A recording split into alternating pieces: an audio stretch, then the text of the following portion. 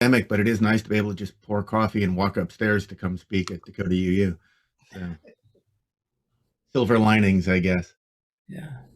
I have a few short readings, one of which is really short, and then I will get into my remarks.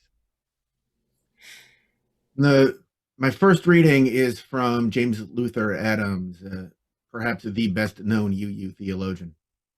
He wrote, "Whether religious liberals use the word sin or not, we must recognize that there is in human nature a deep-seated and universal tendency for both individuals and groups to ignore the demands of mutuality and thus to waste freedom or abuse it by devotion to the idols of the tribe, the theater, the cave, and the marketplace. It cannot be denied that religious liberalism has neglected these aspects of human nature in its zeal to proclaim the spark of divinity in humanity. We may call these tendencies by any name we wish, but we do not escape their destructive influence by a conspiracy of silence concerning them." My second reading is from Paul's letter to the Romans. "All have sinned and fall short in the glory of God." Finally, a reading from a sermon delivered by Doug Mooter at the Quincy UU Church in 2015.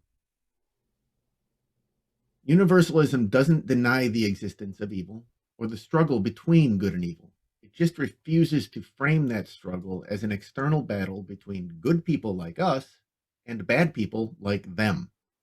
It doesn't see the battle between good and evil as something that's happening far away in Syria or the Ukraine or in Washington or in the poor neighborhoods of St. Louis or Baltimore. Good and evil are both part of our human inheritance, and not even an almighty God can divide them so neatly as to send the good to heaven and the evil to hell. The battle between good and evil is always happening, right here, right now, inside each and every one of us. We win some and we lose some, all of us.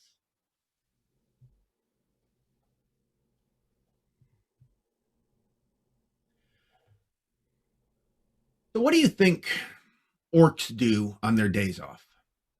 You know, the orcs in the Lord of the Rings movies, originally in the books, of course.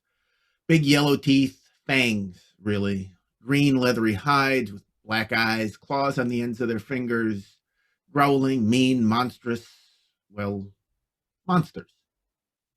The bad guys. Did you ever wonder what they do on days off? When they need a bit of orcish, mean me time? Stamp collecting, playing bad cover bands? Is there orc community theater? Book clubs? Macrame? Of course not. They're orcs. They're monsters. Evil. And that is that. I bring this up because, as far as I can tell, we're all, and I mean all, across this country and maybe across the world, we're all pretty sure the world is full of orcs. We see them all over the place.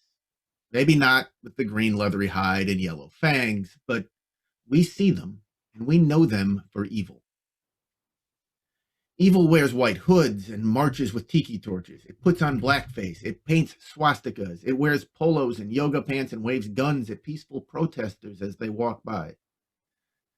It's named Karen and calls the cops on bird watchers or little girls with lemonade stands, if the bird watcher or little girl happened to be black. It's corporations putting profit before people and oil companies who ravage the environment. Or it's a government that forces small businesses to shut down and makes all of us wear face masks. It's a white cop kneeling on the back of a black man's neck for 7 minutes and 46 seconds. Yeah, we've all seen evil. We know it when we see it, and it is not who we are. Orcs are out there, but we're not orcs. And that, my friends, is the trouble with monsters. As long as we think the monsters are out there, as long as we can point them out, vilify them, or mock them, blame them, and repeat to ourselves that we're not them, nobody's looking at us. Most especially, we're not looking at ourselves. So long as there are at least a few monsters doing truly monstrous things, we can tell ourselves, well, I don't do that. I'm not an orc. Wipe our hands, go on with our lives. So the trouble with monsters is they set the bar too low. They let us off the hook. They let us not ask the question, is not being a monster enough? Now, these days, like many people, I'm looking at this question through the lens of race. For decades, really most of my 50 years on this planet, whites in this country have had the luxury of pretending that we fixed racism in the 1960s. Oh, sure, we knew there were real racists out there, card carrying, Confederate flag waving, white supremacist orcs. But we weren't them.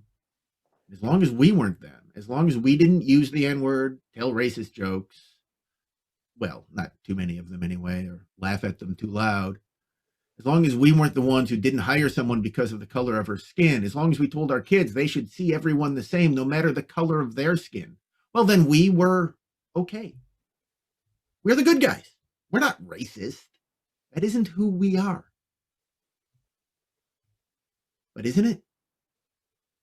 When we say this isn't who I am, might we mean in our heart of hearts, this isn't who I want to be? Or maybe sometimes, if we're really honest with ourselves, this isn't who I want other people to see I might be. In truth, we may not be the good guys in this story. We might be the villains. Well, okay, probably not the villains. Maybe not even the henchmen. We're more like maybe the villain's support staff. We don't commit the evil deeds, but we fill out the forms, file the paperwork that makes it all easier for the villains to keep doing. I've struggled with this idea that I'm not the hero of this story. I'm a lawyer and an actor. It's really hard for me not to be the center of any story. But this isn't even my story. And I'm still struggling with that idea. I mean, I certainly don't think of myself as racist. And if we use that word only to mean the marching bigots who really think white people are superior, then I'm not racist. But that brings us back to the trouble with monsters. I'm not a hate spewing bigot is setting the bar pretty low. And if that's what we think racism is, most of us will never feel the need to confront it in ourselves or in our well meaning friends and family. But racism, like most faces of evil, is so much more insidious than that. As Jewish theologian Abraham Heschel often said, the opposite of good isn't evil, it's indifference. So all evil needs to triumph is for good people to do nothing.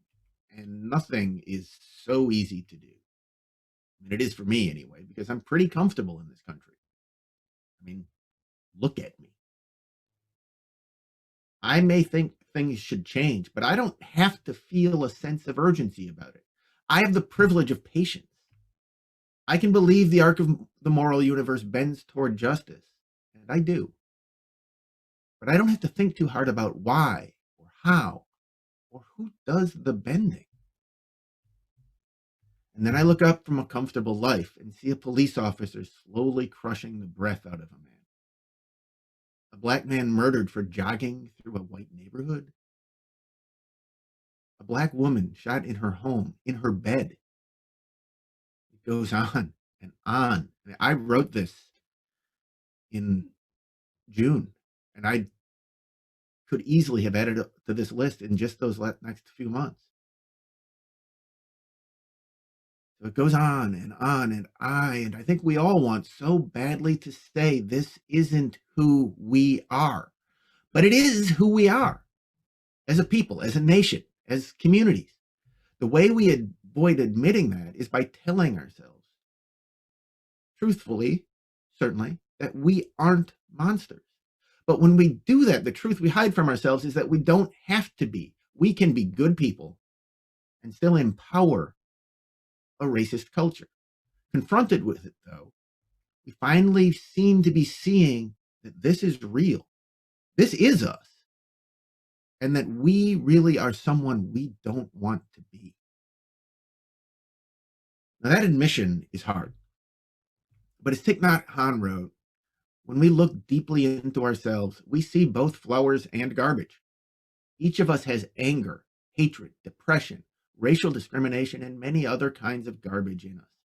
But there is no need for us to be afraid.